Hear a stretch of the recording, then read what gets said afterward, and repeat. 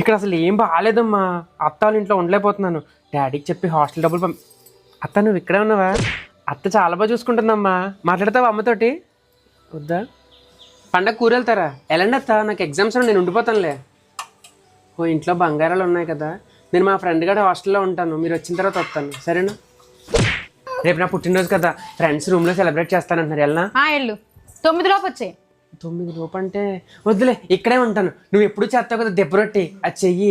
దాని మీద క్యాండిల్స్ అయ్యే గుచ్చుకుని. నాకు ఆకలేయట్లేదు, అట్టుపడి తినేసి ఉండిపోతానే. ఓ వండేసావా? తినేస్తాను అయితే. ఏముండవు, అట్టికాయ పెట్టే. అత్త కూరగాయలు ఏం సరిపోతారా?